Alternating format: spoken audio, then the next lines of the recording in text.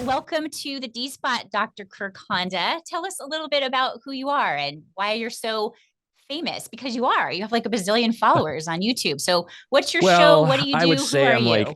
H level, if you have A level, B level, C level, I'm probably like H level celebrity. I started podcasts over 14 years ago because I was obsessed with listening to podcasts in the mid aughts and was consuming a lot of psychology content since I'm in that field. And I was liking what was out there, but there was only 3 podcasts available at the time on psychology in the Wow. English language. And so I thought, if I make a podcast and it's the worst podcast in a psychology realm, it would still be the 4th best in the world. So, Let's talk about how I met you. My producer, Julia, said, Hey, there's this psychologist that's talking about you on a reality show and you need to watch it. So I watched it and you said some actually very kind things about me. I hope you thought they were kind. And you yeah. saw an episode, I guess, that I was featured with my clients that are on a reality show, and they showed us doing therapy, and you talked about us doing therapy together. And I think that even though you thought I was doing EFT, you realized I was doing the Gottman method, and you said, Hey, you had a little bit of hope about this couple. So tell me about your show, because that was my first introduction to it. What is your show? Is it supposed to be like you talking about reality stars, or is that just part of what you do? It's part of what I do. Yeah. I started out 14 years ago just talking about general psychology, psychotherapy, and also culture, just talking about movies. And it's just kind of a grab bag place for me and my best friends to yammer about things that we usually yammer about: true crime, this kind of stuff, news stories. And then when the pandemic started 3 years ago, I just, I don't watch reality TV hardly ever, but at the beginning of the pandemic, people might remember Love is Blind on, I love on that show. I have on seen that Netflix. show. Yeah, people were talking a lot about it. And at the time, Netflix still had a good reputation. And so I thought, well, we're stuck in the house all day. Let's binge watch something. Mm, And I think, I don't know if I've ever thought about this, but I think also I wanted to watch something that other people were watching mm. because I was predicting and was accurate in this prediction that I would miss interacting with friends and family and random people. And so I was watching it, me and my wife, and I was yammering at the television saying, no, no, no, don't do that. Don't do that. And then I thought, maybe I should make an episode again, because I have 16 hours to kill 7 days a week. And Right. I'm, all my clients and my students, I'm just over Zoom. Mm. So there's no commute and da da da. So I decided, just had this wild idea to make a reaction video to 90 or to Love is Blind. And I thought, as usual, I've been on YouTube for 14 years, maybe 11, 12 years at that point. And usually no one cares about any, or, there's a small set of people that care, but, we're talking on the order of like 1,000 people, 1,000 views on YouTube, that kind of thing, which is amazing. Think about 1,000 people. Right. But in terms of other YouTubers, that's like basically non-existent. And, I thought, this, and then all of a sudden it took off, and then people are like, you got to watch 90 Day Fiance and da da da. So in addition to all the other audio episodes that I have still been producing, I make 3+ episodes a week Wow. of How do you, audio. well, that's a lot. Yeah. I mean, that takes a lot of, you got to prep, you got to find the guests, you got to put your questions together. What Yes. inspires you to put a show together? Yeah, that's a good question, especially for the first 7, 8 years when I was losing money on this podcast. So, it was a labor of love. I Right. loved it. It's creative, it's interesting, it's interactive, it's exploratory. Again, my co-hosts are all my best friends, so I get to hang out with them and cry with them and laugh with them and, have interesting conversations with them. So yeah, now it's my full-time job. Over the past few years, I've been scaling back in my practice quite a bit, and I actually stepped down from my university position. So I'm just extremely part-time at the university. Wow. So I this mean, I is guess what I do. that sort of speaks to how much culture is impacting our life that you can create a full-time job out of, like having a thought in a therapeutic way about what's happening on TV. Can you talk about that? Like, why do you think that we're so enthralled as a culture with watching other people go about their business? Yeah. Well, I mean, there's a lot of positive, neutral, negative things I could say regarding this. One positive is it's just fun to, we are social creatures, and we love to know what's happening with our fellow creatures, whether it's our Yeah. neighbors or our friends or reality TV or celebrities or people we work with. We are obsessed with other human beings. Mm. If you've ever had a dog and you take a dog to the dog park, you see what dogs do around other dogs. They just completely flip out. They'll see other humans and yeah, but then they see other dogs and it's just, oh my God, what are you doing? What do you smell like? Let's hang out. And we're exactly the same, if not more social than dogs are. So, it's a normal part of social life. Uh, I think another element is that through our bifurcation and isolation of our society, more and more it becomes normalized for people to basically be alone most of the time, or at least with strangers most of the time.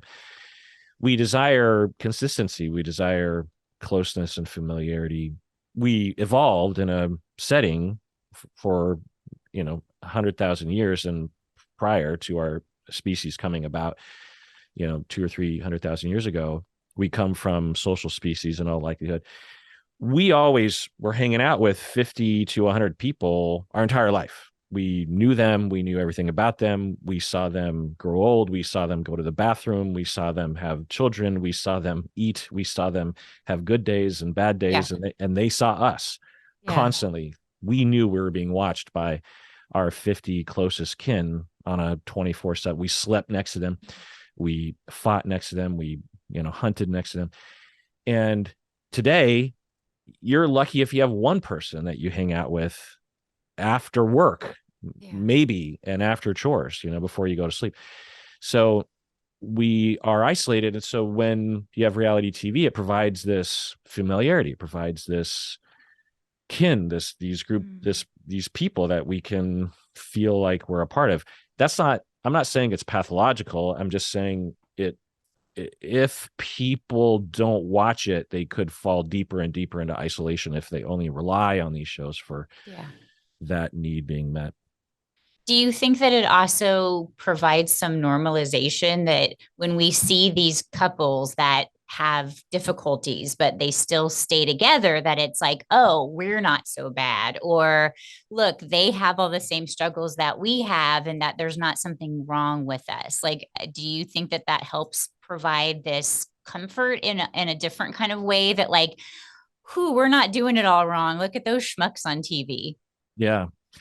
As a couple therapist yourself, you could attest to this, that couples, when they enter our office, are all pretty much universally deeply ashamed of Yeah. the place that they're at, even though you and I know that it's normal. You and I might be saying, I've said this about couples that walk into my office. I'll be like, you guys are healthier than I am. You guys have problems, but you guys are doing pretty well. So to walk around with that shame, because it's not something that people Instagram, people don't Instagram their conflicts and their low points. And so people walk around feeling like their relationship is strange, but the vast majority of relationships have, if not every relationship has, their ups and downs, some a lot of downs. And so watching the show can absolutely normalize, destigmatize.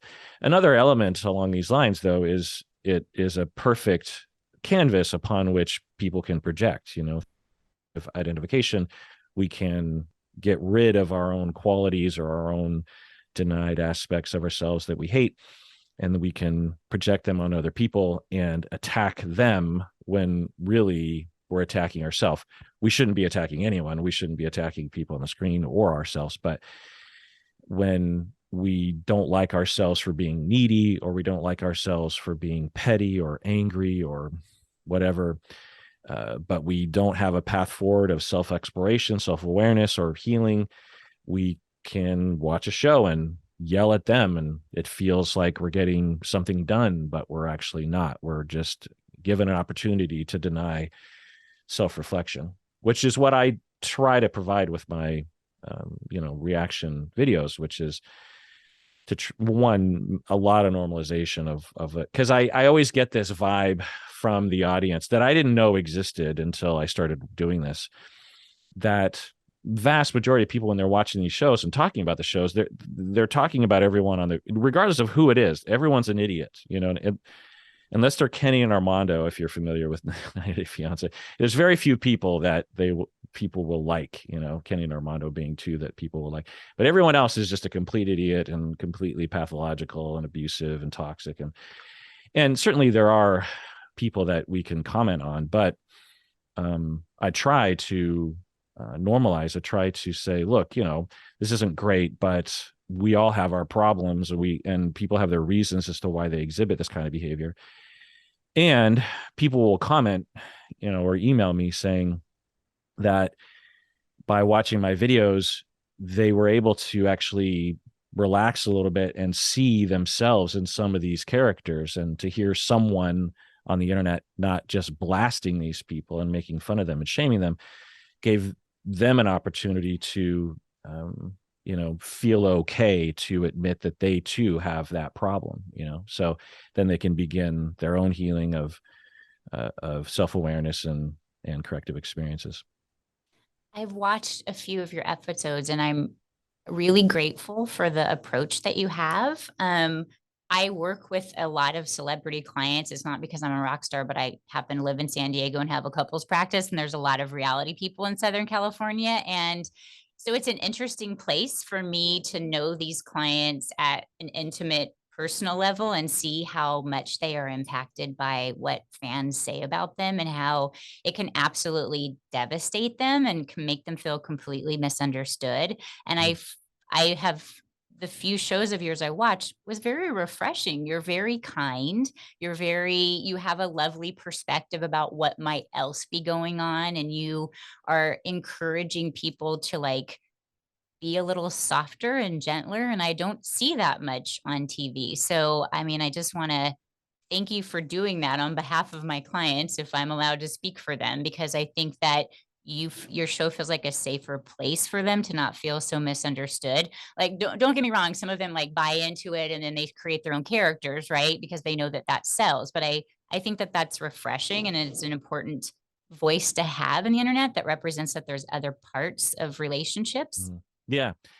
Yeah, that was an interesting revelation or discovery, because when I started making these reality series reaction videos, I was just reacting the way I think a lot of therapists react, or certainly the way that people in my circle react. And people on the internet were just like, oh my God, Dr. Kirk, he's like Mr. Rogers. He's so wholesome. And I'm like, I'm not like Mr. Rogers, and I'm not really particularly wholesome. Why are you saying that? And over time, I discovered that I was extremely anomalous in the fact that I wasn't just blasting these people. And I find that to be interesting, that I'm an anomaly. That's like not a good state of affairs. But I think it shows just how many people are walking around with unresolved relational traumas without any seeming path of self-discovery, self-awareness, and healing. And so these reality TV shows just get locked in, or they're not only just projection, but also like certain people on these shows will remind them of past people that have abused them or harmed them, or they feel harmed. And those are also unresolved. And so they have a bone to pick with that person on the show. And I think that these shows know archetypes to cast along those lines. I don't know. I would imagine that they do have those kinds of awarenesses. At the very least, they know what triggers a lot of response from people. And there are certain archetypes among people that are, it's likely we've all had a so-and-so, I don't know. I'm trying to think, I don't want to say names, but, you could insert any sort of famous, I feel like the most famous reality TV stars are those who represent those archetypes. We all have someone like that in our past, or many of us do anyway. But yeah. And yeah, getting back to your session, so in watching the reality TV, there's occasional moments where the cast members will go to therapy. Yeah. And I always go on a journey when I'm watching those episodes because as a professional, I do not want to undermine another professional. I don't want to, uh, I wouldn't, Thank you. I I would, appreciate that as a professional that could have been undermined. yeah, Thank you. I don't want to do that.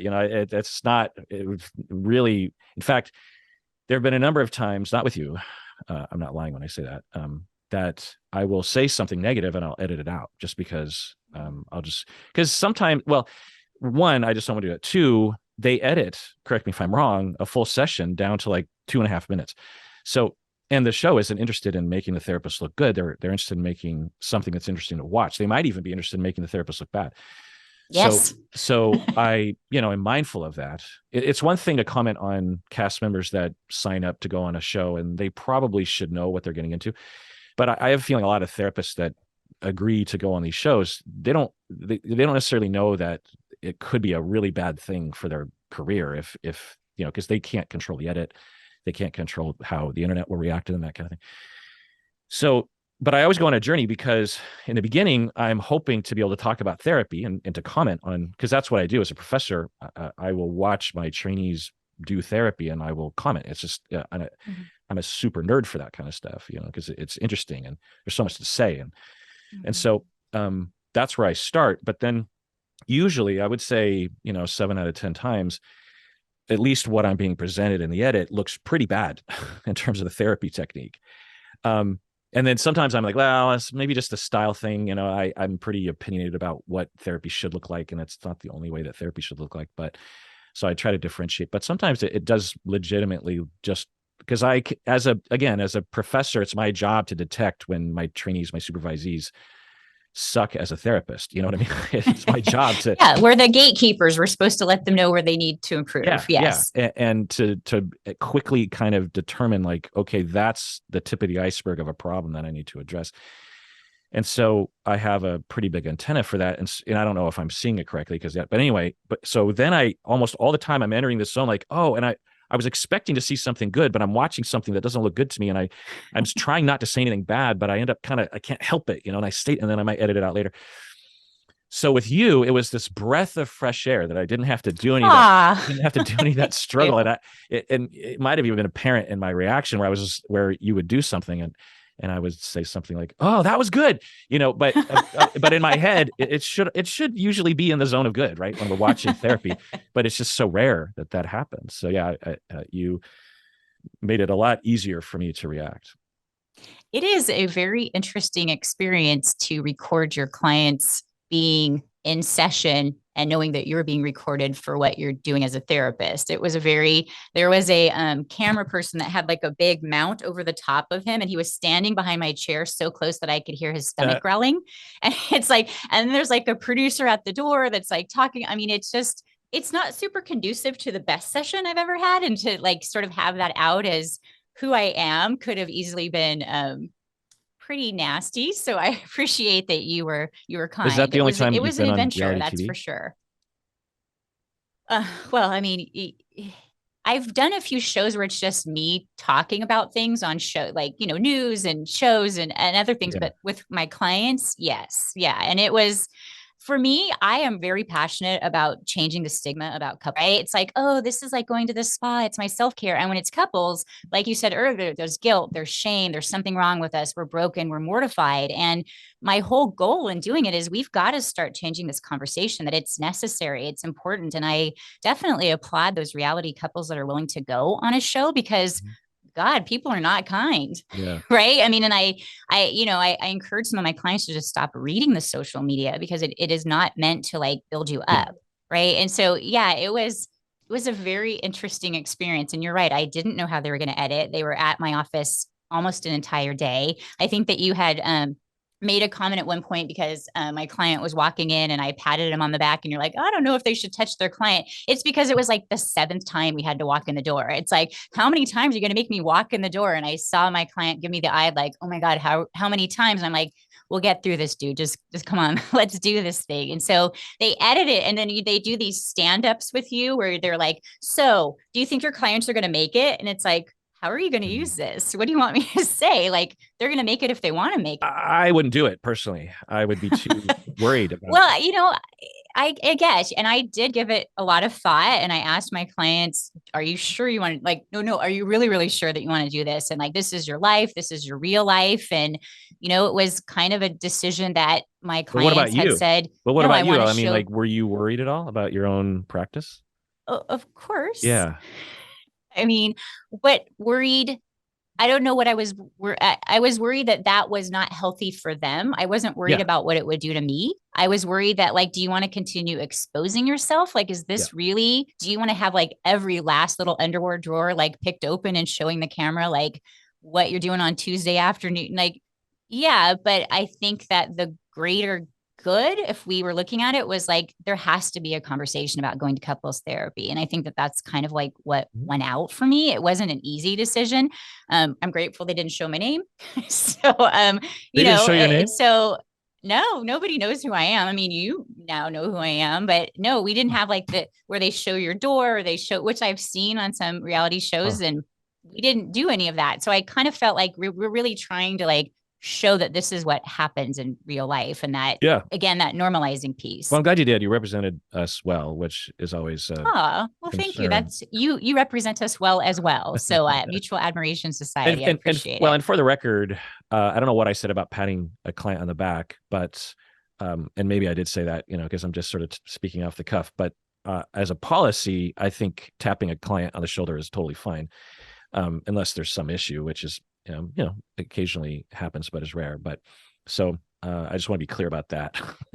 I didn't take it in the wrong way. I actually I think you defended it because Oh, you're like sometimes we're in the therapy world. We're told we're not ever supposed to touch our clients, but it seemed like it was this warm yeah, gesture. And no, I like that you sort of narrate what you're seeing, and we can hear your therapy voice inside of your head as you're talking about it. And I think that's really comforting to yeah, clients. I think they need to know what is happening in our heads, especially, I'm not the therapist that has the pad that's constantly writing notes in session because that just freaks everybody out. And they don't yeah. know what we're thinking. Right. And so clients wonder, are they looking at us going, oh my God, you guys are a hot mess. You're never going to make it. Oh, geez, therapy is not going to save you. Right. And so for you to sort of narrate what's actually happening minute by minute, I think is doing a service to couples Yeah, therapists. I absolutely. mean, hopefully you We, see that. all of us, me included, want to be able to trust our therapists. Yeah. We want to be able to believe, have faith that they care in reality and that they're not thinking those kinds of negative things. And it's normal to have various different transferences regarding past traumas of betrayal or abandonment or criticism or abuse. And so it's normal to have a question mark. Does my therapist actually care? They say they do, but I pay them, so who knows? And for me and my co-hosts, who are two of them are also therapists, to talk candidly about what is actually going on for us is, yeah, absolutely. People will say it's comforting to them. It Yeah. feels like, oh, maybe I can trust my therapist. Maybe I can trust people in general. Maybe I am worthy of being cared for about this. Yeah, Yeah. yeah, absolutely. And if you obviously can't say this, or I don't know what sort of contract you have, but I will tell the listeners that we're talking about Big N and Liz. That was the session that we saw. But for you, it it was all day. So because they make it look like it was this one session, but what does that It mean all is day?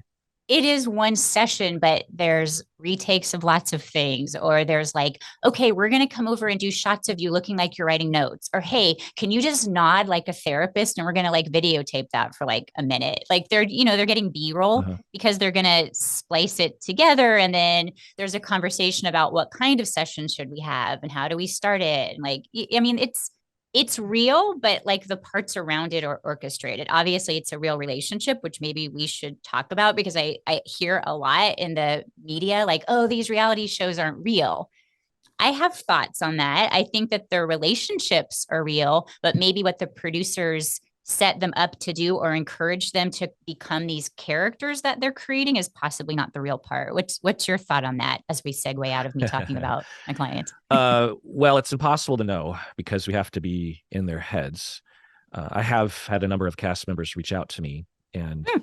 What's that like when they know that you're critiquing them and they're like, I have thoughts? Yeah, scary, because when I am usually providing services of psychological nature, I can have a back and forth, and I can read their body language and their facial expression as I'm talking. And, if they're asking me for a conceptualization, an hypothesis, I can get to know them. I can apologize or make up for things.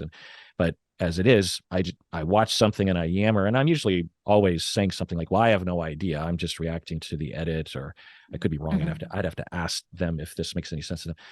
But it's just a one directional. So when they first contact me, I'm almost always like, oh my God, I hope I didn't bother you. I hope I didn't hurt your feelings or anything. And to date, there's only been one or two people that seem to indicate that they were hurt.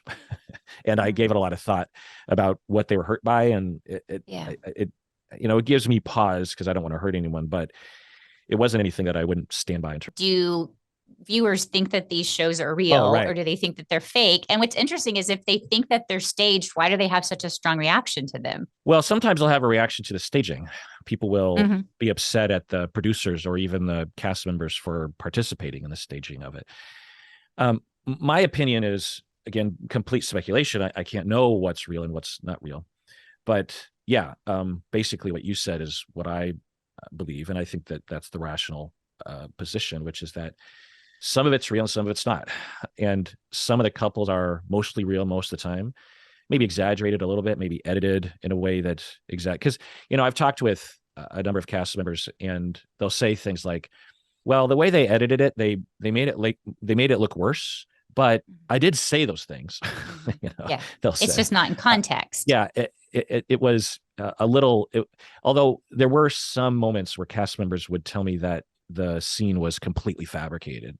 I don't have a confidentiality agreement with the cast members, but just as a courtesy, I don't want to, blab about what they told me. Sure. There were some notable famous scenes with some of the big cast members where it sounded believable that these cast members were like, that scene, we did it one way and it was the natural way. And then the producers told us to do it a completely different way. And we reshot the scene, and that's what they showed. And so I'm here to tell you that it was completely different the first time we went through. So, that's upsetting because when you hear about that, it makes the show less believable and less interesting. If you think it's a scripted show, it completely loses its life, really. But I think most of it is real. And I think most of the people are actually invested in these relationships and are actually trying to make it work. And I also believe that there are pressures, particularly on people that are interested in being on multiple seasons, or people who are on multiple seasons, or people who are dependent on the little bit of income that they do get from the show. They know, whether the producers tell them or not, I don't know, maybe the producers do, but the producers would have to tell them that, look, for you to be asked back onto another season, and thus even more Instagram fame and even more money and even more fun in your life, you've got to be dramatic. You got to create something that's interesting. You can't just sit back and be quiet or normal. You can't be reasonable. You have to create a splash. Again, the producers might tell them that, they might suggest it kind of, or the cast members just know that to be true because they probably figure that out. And that pressure is real. That could, one, cause a cast member to just make something up. But I could also just imagine, there's a lot of moments in life when we come to a Y in the road and our crossroads. We're like, do I go this way? Do I go that way? Think about when you're in your marriage and your spouse bothers you, does something that annoys you. There's a Y in the road. Do I say something? Do I not? And if I say something, do I say it this way or do I say it? And with all those Ys in the road, if there is an incentive to take a particularly quote unquote toxic route, you could imagine that piling up and actually affecting their lives. The reality show, the camera, the audience actually steers these people in a direction that is bad for them, but good for commercials and selling a show. And I guess good for me, strangely, which doesn't feel very good. You know what I mean? Because the more interesting someone is, the more views I get. You know what I mean? But if they hadn't put themselves out there, you wouldn't have that thing to look at. But yes, my experience. But it is a worry that I have that I'm capitalizing. That you're exploiting them. Yeah, I hear that. But in my humble opinion, as somebody that works with celebrities, is you're not exploiting them in a negative way. You're exploiting them, and you're actually providing some perspective. Right. I mean, there's plenty of people that are there to tear them down and to tell them how horrible they are. And I'm comforted that there's somebody out there that, even though you probably don't see it that way, you're a bit of an advocate for them because there is a voice that's saying, hey, there's other things happening here. Maybe you don't need to bash I do them consider so hard. myself to be an advocate for them, not them, but everyone.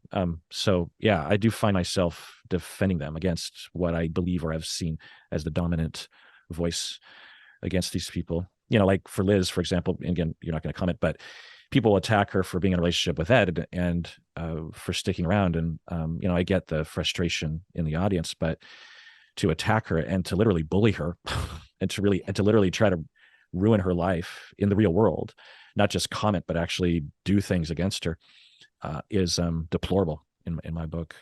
So yeah, I do consider myself to be an advocate for all of them, even the abusive ones. There are literally there's abusive behavior we see in the show. Yeah. And it's not a good thing, obviously, that there are perpetrators of abuse. And if we are going to help these individuals to not abuse anymore, we have to help them. They have a problem. And in order to help them, they can't feel like they're being pushed away by people who could help them. You know what I mean?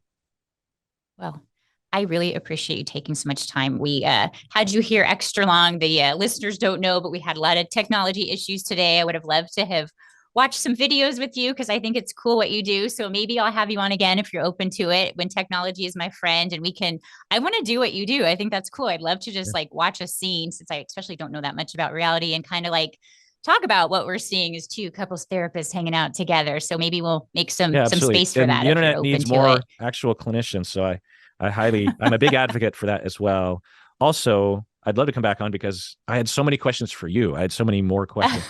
I was yammering so much that I didn't get a chance to ask. No, well, you have a podcast too, my friend. You can always invite me. But yes, I want to set something up so we can watch some videos together because I think that would be super fun. So tell everybody where to find you and especially talk about your cute merch because I saw you have it. So talk about where everybody just should Psychology go in Seattle. Just Google that. Yeah. And yeah, I don't know if you're commenting on this cup that I have, this tumbler.